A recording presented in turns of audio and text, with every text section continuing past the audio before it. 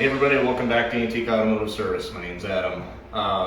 Way back 2 years ago when I first started this channel, I did a kind of a quick Cliff's Notes on polishing stainless steel. So I want to come back to that and kind of, instead of just breeze over it, I want to go through it in detail and show you how I do it.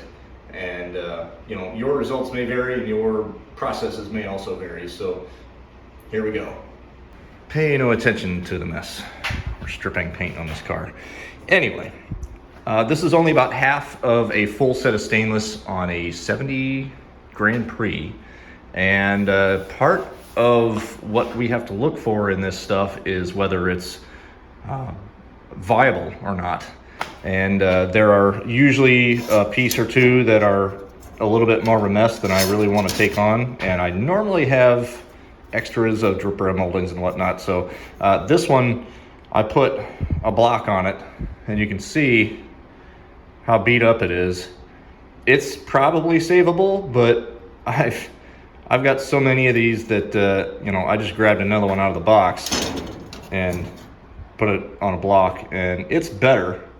It's got a little work to do on it, but it's probably about a third of the work of this thing. So we're gonna take and put mine in the fold and take this one and put it back in the pile of maybe for later.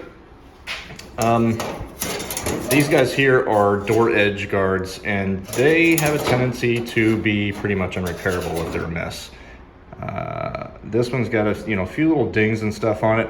I'm just gonna try to sand those out because I really don't have an effective way to fix this stuff because of the way it's shaped, and it's got like a little roll on the edge that has a tendency to get smashed and goobered up. So it's kind of a wash on whether you can fix that stuff or not.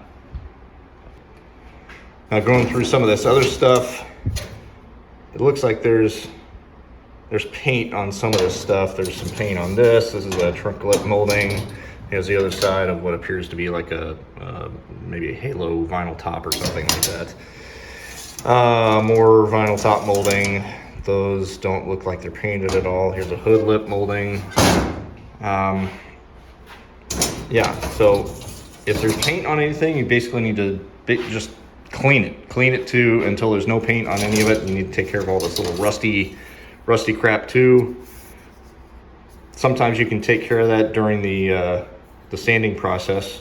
Actually, if you want to, you can leave it on there, but I like to clean everything up real nice while I'm doing it. So here is a dripper molding, and I see some small dents like that need to be popped out. It's really not bad at all. It's just a couple little dings on this one. Let me show you how I do this. Y'all are gonna laugh about my messes, but I don't really care. Anyway, I took a big flat screwdriver and kind of smoothed out the edge of it and made just kind of a bull nose something or other. And then I also put a couple of flat spots on the screwdriver so it would sit straight up and down when I clamped it into the vise. So using that as an anchor point, you can sometimes you can just basically PDR the thing out, if you know what I mean. Sometimes it's not a viable solution. Most of the time you've got to kind of knock it out just a little further than flush and then file it down. But you want to work it until you know it's out, or until you think it's out, because there still kind of looks like there's a little bit there. But I'm gonna move on to this little. So I'm hoping you guys can see this. I'm away from the camera angle right now, and I don't know if it can be seen or not. There's a little bit of goobery going on the edge over here, and it kind of looks like the molding is kicked out a little bit. I'll deal with that later, but I'm going to try to knock a little bit of this edge out over here. I still think we're a little low in this spot. I think I could feel it too. There we go. And when I put a block on it, you'll be able to see it a lot better. There's another one. Sometimes I'll use like a plastic hammer and hit this side while it's against here, so like a hammer and dolly situation, and that will help knock out these dings a little bit faster. You get kind of carried away with it, but you can kind of see the backside how it looks. Sometimes these edges get a little wavy or crunchy depending on how it was removed. You can just take a little flat hammer and just kind of tap those down a little bit, make sure they're nice. There's a little bit of paint on this, but I'll take care of that later. All right, so here we go. We've got our dents knocked out. I'm gonna see what we've got to do to get these things knocked flush. Okay, here we go again. I've just got a flat file that's very fine. I've also got another one that's a little bit smaller, and it feels about the same. I'm gonna try this guy first, and just look for your ding.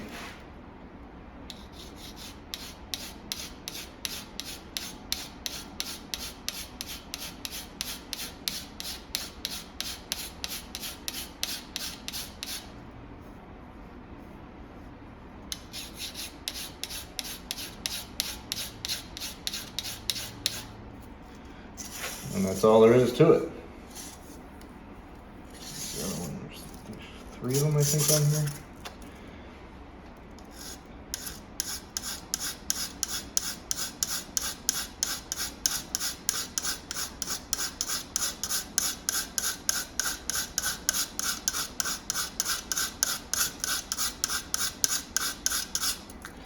There's still a little bit of a low spot there that I'd like to knock out before I go too much further. I'll take this real little guy out real quick.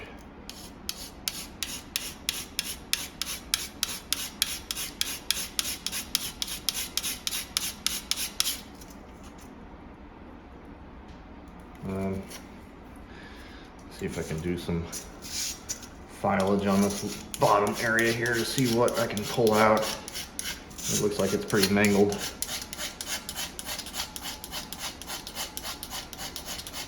You gotta be real careful you don't go through. There's not a whole lot of metal on these things, and it's rare to do that, but not unheard of. Let's do a little bit more on this one. All right, let's go back to this one. I'm gonna knock it out a little bit more and then come back and sand it flat. Let's see what that does.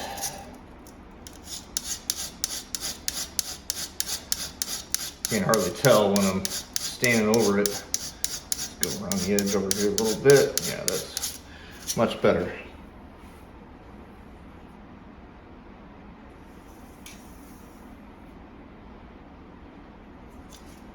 I'll do a little bit more work on this edge here on the screwdriver vise machine, and then we'll go to the next step.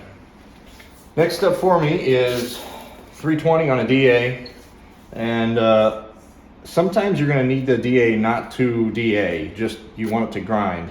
This particular machine doesn't have a way to lock out the dual action.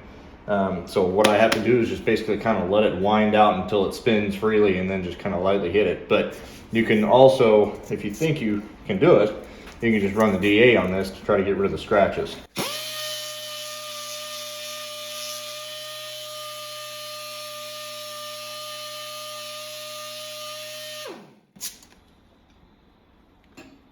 Sometimes you can see it, sometimes you can't. Sometimes you got to hit it with something else to see if you've gotten rid of those straight scratches.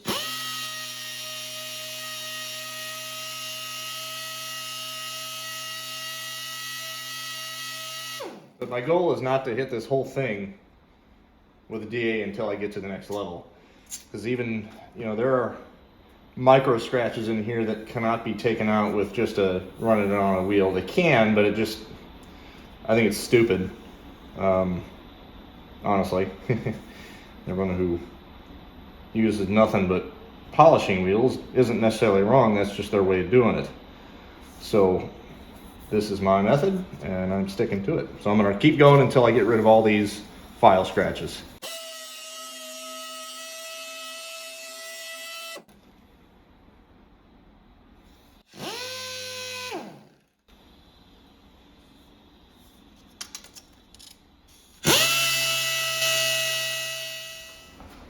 probably noticed on the last cut that there was a little dot right here that was a low spot. I went ahead and took care of that on the vise with just basically a center punch, and just kind of pushed it out and refiled and sanded.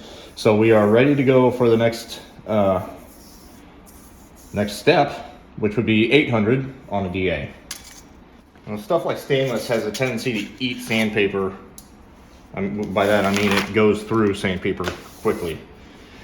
So don't fret, but that's just the way it goes. Anyway, on these I want to go through the whole thing. We're going to get rid of all these little micro scratches that are in here, including the 320 that we put in here. Paying special attention to the areas on the 320 because it's a little bit harder to get rid of those scratches.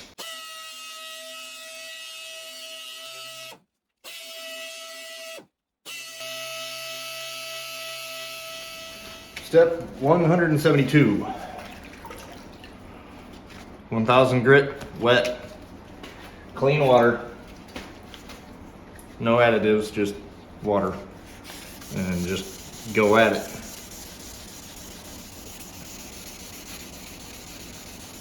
Now, I was talking earlier about stainless eating sandpaper, and it really goes through wet paper pretty fast. So sometimes you can see where you've been, and if you've missed anything, sometimes you can't. Sometimes you got to get it out in the sun, or move it around in the light and see where you've missed.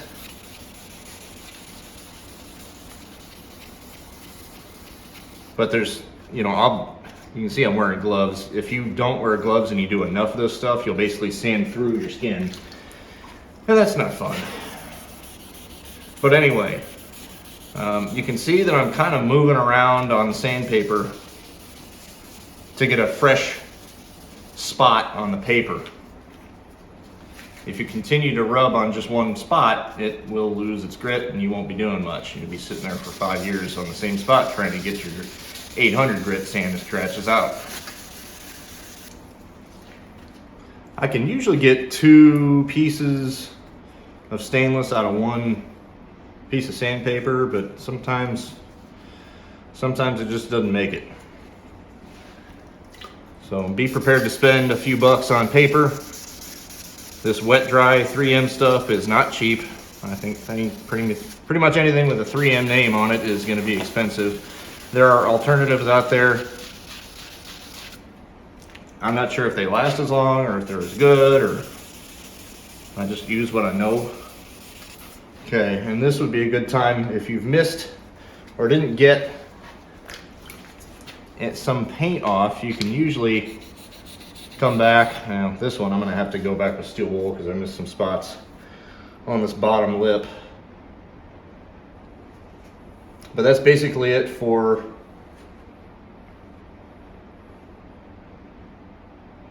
trying to see if I missed something here. Anyway, basically it for the 1000 grit, and most of the time you can get away with just stopping here and going to a wheel. So I think that's what I want to do. I'm going to give it a shot, and if it's too hard to get the sanding scratches out, we'll come back with 1500. Here is my polishing wheel setup. It's pretty basic.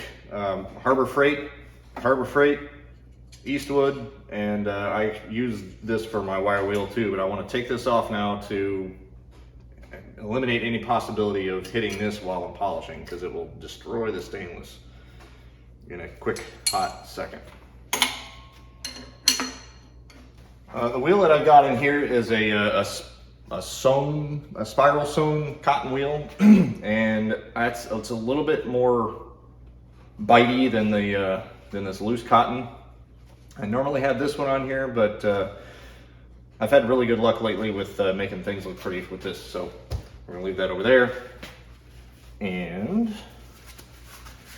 I just use white from Eastwood, their whatever their final polish is. I don't know. They've got 4 or 5 different polishes available, but I've never used anything but the white stuff. If you use different wheels like the Sissel wheel and the et cetera, you want to kind of step up in your compounds, but we're going straight to polish on this.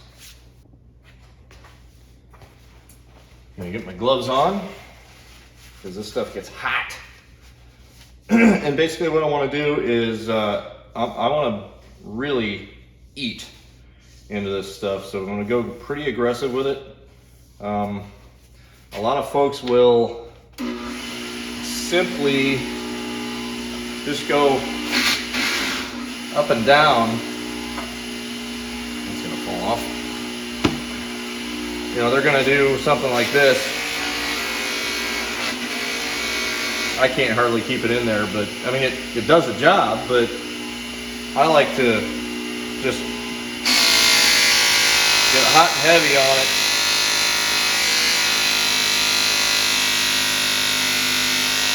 And just move slow. And that takes all the scratches out. I mean, you're going to have some scratches moving this way now, but they're super fine.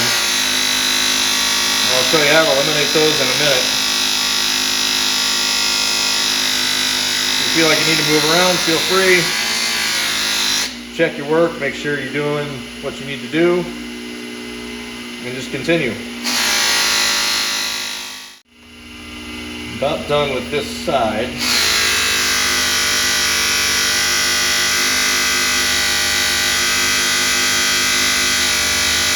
Notice how slow I'm moving.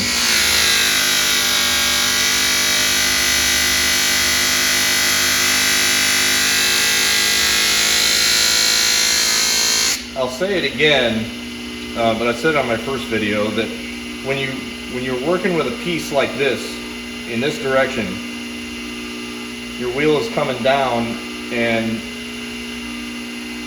basically you want to do everything you can to keep the piece from catching this way, because it'll kick out of your hands or bend or screw you up. So it takes special attention to it. All right, anyway, so I've got basically 7/8 of this thing hit pretty good. What I need to do now is turn it around and kind of get the bottom lip over here. There's a couple spots that didn't clean up very well that need a little bit more love. So I'm going to come back and do it all again, all the way back this way. I'm paying special attention to keeping this edge from getting kicked, or you won't be a happy camper.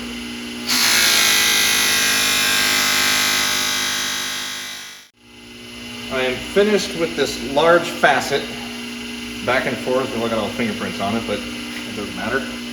So now what I need to do is focus on the bottom and the top edges, and probably the edges that are kind of finished as well. Same gig, just you got to do them vertically because there's just no other feasible way to do it. And most of the time you can kind of buzz through these pretty quick because there's not a lot going on. This is that one with that paint on it. I'm going to have to go back and grab some steel wool and zip that off. I don't think I can get it off, but I'll do the top side.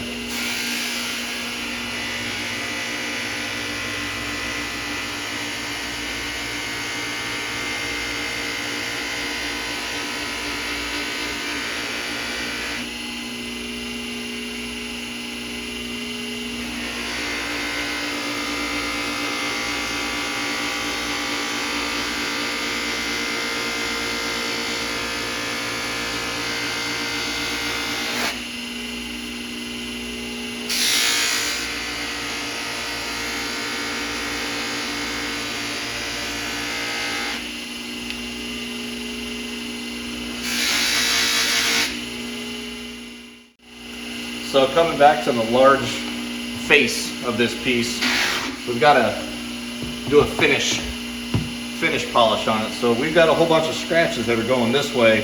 You can't see them right now, but if you get it in the sun, you'll be able to see. So what I want to do is run long ways like this and go with the wheel. If you come back up, you're going to cut more material and you'll see scratches. But if you go with the wheel, it will basically finish the look of the stainless steel and get rid of all those polishing scratches. This is what's called a color. Going backwards against the grain is cutting, and this is the color stage.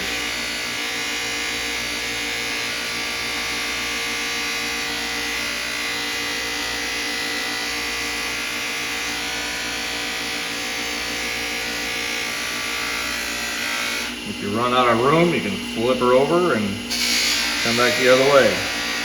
As long as you're going with the grain, well, with the wheel, I should say. That's it. Yeah, I got the bottom sight cleaned up. I'll just do one quick buzz on that, and then we are done with this piece.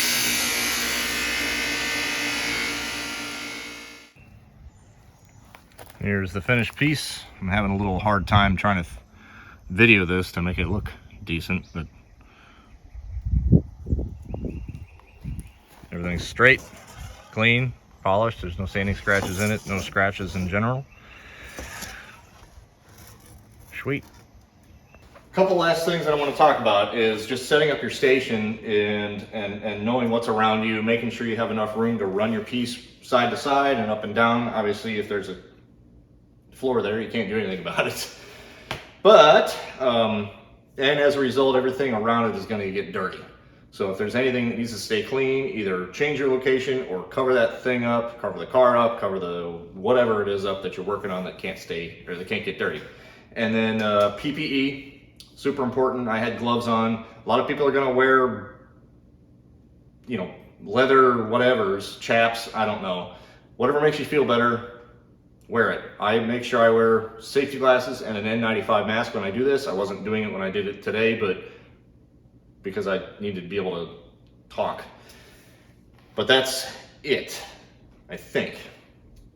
What was I going to talk about otherwise? Oh, I don't know if any of you have noticed, but I've got a store set up online on the YouTube page that basically is selling shirts and other stuff. They've got stickers and whatnot. I've bought several of them just to make sure that the quality is good, and I really like them. They offer premium shirts, standard shirts, and they got some cool designs on them and whatnot. So check it out, and that's pretty much it. Thank you so much for watching. I am sorry I have been absent for the last month and month before. There's so much going on, so the YouTube channel has kind of taken a back seat.